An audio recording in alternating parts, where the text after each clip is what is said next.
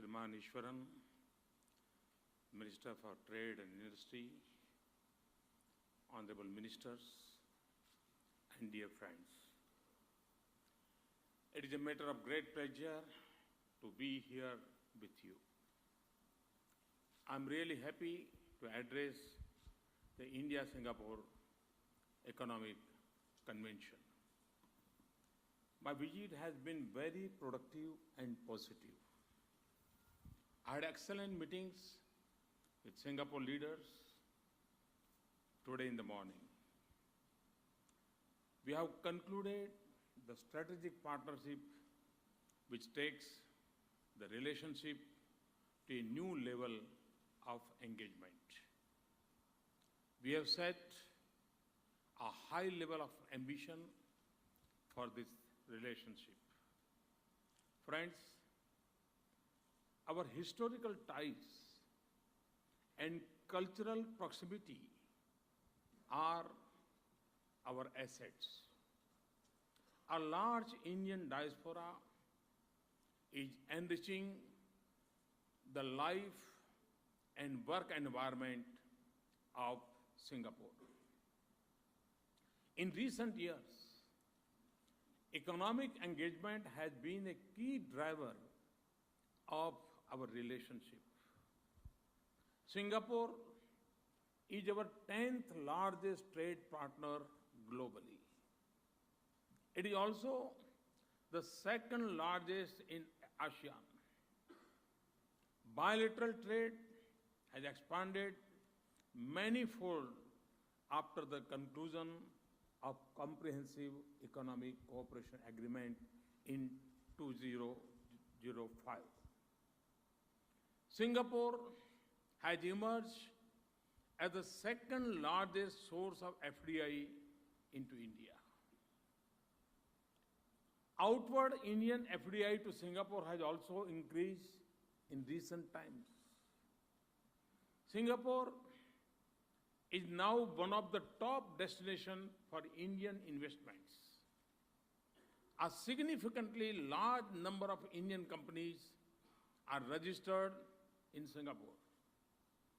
Singapore companies also have a level of familiarity with Indian market due to involvement over the past few decades.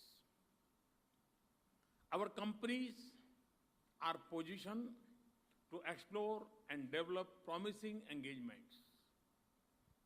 With a significant and growing number of companies of both sides and of foreign companies in both markets, I expect even more exciting partnership. We have the habit of precision. India has the scope for expansion. You are fond of going vertical. India's development is both vertical and horizontal. You are an exciting incubator. India is a vast laboratory. Thus, Singapore and India can work together in many promising areas. Last month, I had the opportunity of laying the foundation of 2 projects in India with participation of Singapore. One is the new capital city of Andhra Pradesh, Amaravati. Singapore is involved in preparation of the master plan for this new city. Secondly, I have laid the foundation stone for the 4th container terminal at Jawaharlal Nehru Port, Mumbai, which is being built in partnership with PSA Singapore. We are also exploring collaboration with Changi Airport to operate 2 Indian airports. These are recent examples of the deepening of our economic partnership. Singapore is also an important and valuable friend of India in our global outlook. We regard Singapore as an essential ally in the implementation of our Look East policy. I'm fully aware of the importance role Singapore has played in the implementation of this policy. I look forward to working with Singapore in a bigger way. Beyond the bilateral scope, there are also significant opportunities through collaboration with third countries. One example is the ASEAN Economic Community, which has come into effect. It is going to create a $2 trillion market of 600 million people. It will further enable our businesses to jointly explore opportunities in the wider Southeast Asian region. The Regional Comprehensive Economic Partnership, RCEP, comprising ASEAN and its 6 dialogue partners, is another potential opportunity for our companies. Recently, in the India-Africa Forum Summit held in New Delhi, Singapore was a special invitee. This is the recognition of another dimension of India-Singapore togetherness. We can work jointly in the African countries. Ladies and gentlemen, India is undergoing economic and social transformation on a scale and a speed that is unmatched in history. Our growth rate was 7.3% in the last year. World Bank has projected even better growth this year. Indian economy is the fastest growing economy among major countries. We are also working hard that the benefits of this growth reaches to the common man. We have launched major schemes on financial inclusion. Our strategy is to energize the economy, empower the people, fund the unfunded, secure the poor, and enhance the income level of all the people. Money must reach the marginalized. With this objective, we opened 190 million new bank accounts. Through them, we are trying to ensure direct transfer of benefits to the poor. This targeting is also bringing discipline in government expenditure. We have also launched new insurance and pension schemes. Through a new bank called Mudra, we are funding the small traders and businessmen. We have set time-bound goals for providing access to housing, water, electricity, and sanitation for all. Thus, India is now the next frontier of economic revolution. Our changing paradigm has created new opportunities for global investor community. These opportunities range from building 50 million affordable houses to setting up 100 smart cities, modernization of railway network, and redevelopment of our railway stations, to setting up new railway corridors, generation of 175 gigawatt of renewable energy, to transmission and distribution networks, construction of national highways, bridges, and metro rail networks. Such a huge potential for creation of infrastructure and production of goods will not be available in any other country. More importantly, no one place on the earth can offer the customer base on such a massive scale. We are trying to harness this development potential through our policies and people. The campaigns like Digital India and Skill India are designed to prepare the people to take part in this process. We have witnessed massive growth in the number of startups in the recent past. Some of these have begun to challenge established global players. To tap this energy fully, we have recently launched the Startup India campaign. Startup India, Stand Up India.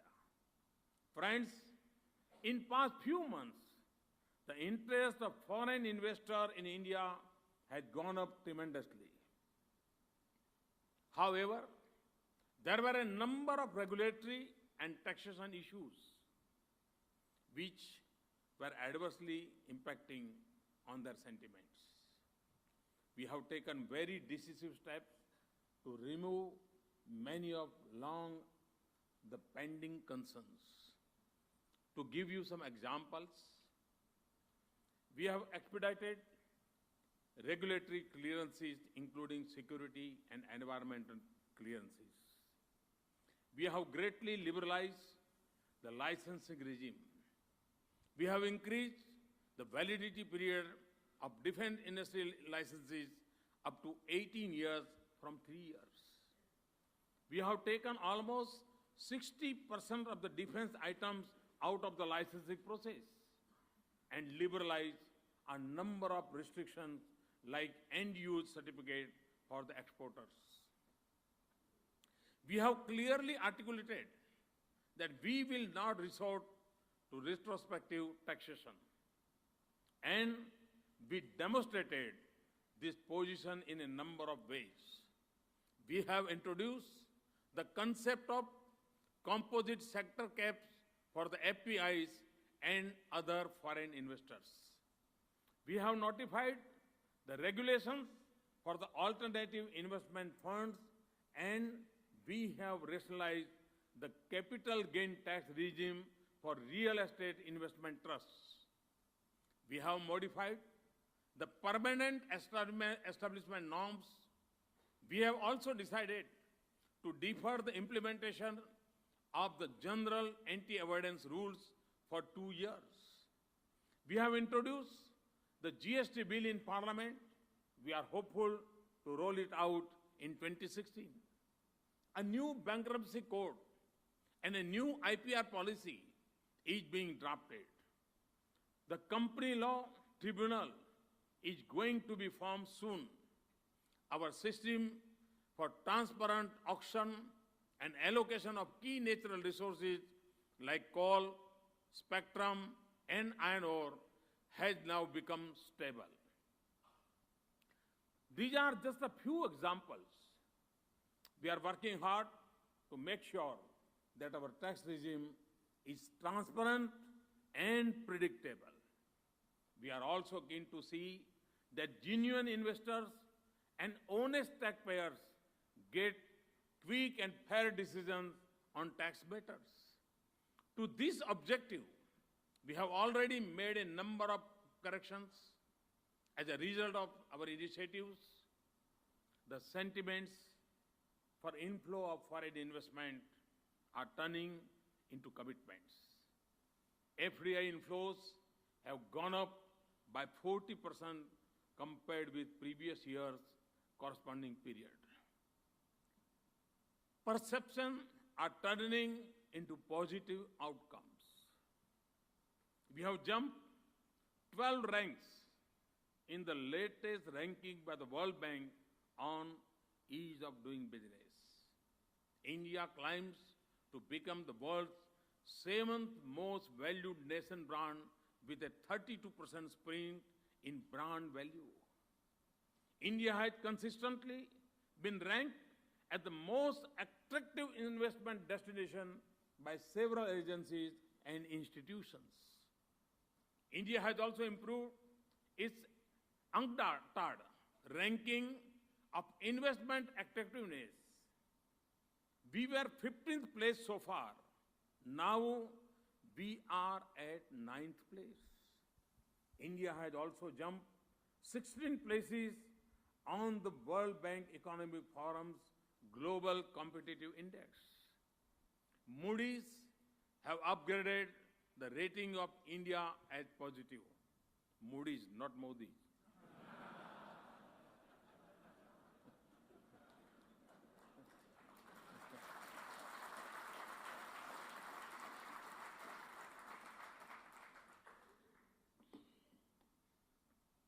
Thus, just in 18 months, we have successfully restored the credibility of India in the eyes of global players.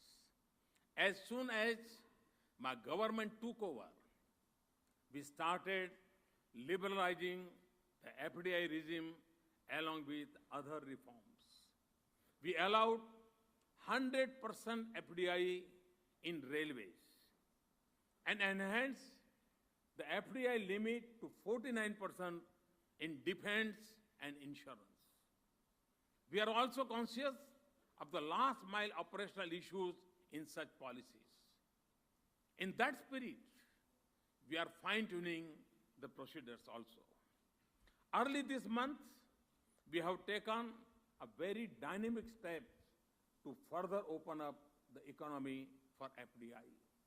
With this last round of reforms, India is among the most open economies for FDI. Some new sectors have been fully opened for FDI. For most of the sectors, FDI clearances are now on automatic route. In addition to greenfield areas, many sectors can freely absorb FDI in brownfield projects. This includes roads, construction, and medical devices. Entry and exit conditions have been greatly relaxed for FDI. Friends, we are keen to scale up investment in next generation infrastructure, including digital networks and clean energy. In addition to the core infrastructure, we are keen to invest in our social, industrial, and agri-infrastructure to give better income and quality of life to our people. With tight control over expenditure, we have greatly increased capital investment by the public sector. To leverage this, we are setting up National Investment and Infrastructure Fund. We are also coming up with tax-free infrastructure bonds with a view to broaden the corporate bond market. This will also provide long-term finance for infrastructure. For infrastructure, we have also decided to launch rupee bonds in some countries. Singapore could be among them. We are quite eager to work with Singapore in this regard. Friends, about 100 million people in India are below the age of 35. These aspirations, energy, enterprise, and skill will be the force for India's economic transformation. But the immediate challenge is to productively employ the youth. For meeting this challenge, we need to provide a huge push to manufacturing, which has stagnated at around 16% of the GDP for several decades. This share must reach around 25% in the short and medium term. With this in view, we have launched the Make in India initiative. We are working on all fronts to make India a global manufacturing hub. We are creating the global skill pool to establish a modern economy with a world-class manufacturing sector. To achieve these objectives, apart from vigorous exercise for ease of doing business, we have fast-track approvals and clearances for industry and infrastructure. The hallmark of our strategy is good governance, which is participative and policy-driven. Through PPP, we are encouraging private investment in areas where earlier only government used to invest. We are also divesting our stake in the public sector enterprises on instill market discipline. We are consistently working to integrate our economy with the rest of the world. I hope to further dedicate the next 3 months to address even the remotest issues affecting free flow of capital and business to India. Friends, whatever we are doing, it is driven by 2 basic commitments. One is that our people should be in the center. It is for them that we want to invest. Our faster growth will transform lives of 1/6 of the global community. The second commitment is towards our climate, our planet, our nature. Our commitment to mitigate the dangers of climate change do not arise from economics or politics. They also do not arise from fear or favor. They arise from our fundamental belief that nature is our mother. Nature provides and sustains our life. Hence, we must nurture it. It is an article of faith. I assure the global community that we will do more than required. We will stretch ourselves to do more than what we can normally do. Both these commitments generate a wave of economic opportunities and activities which can be matched by any other country. They also open up enormous opportunities for investors.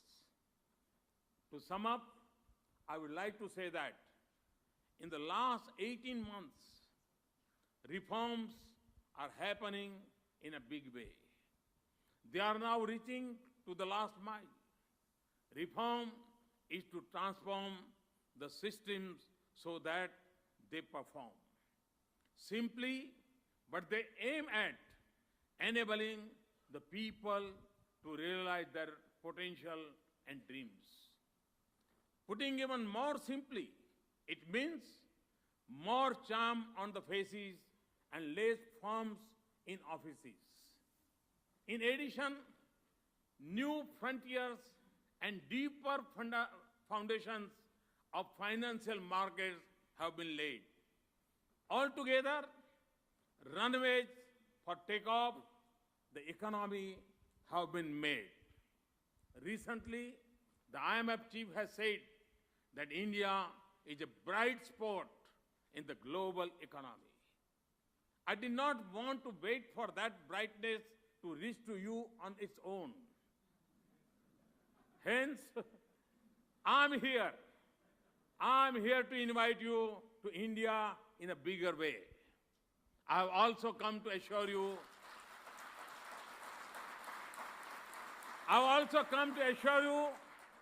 that I am there to carefully hold your hands.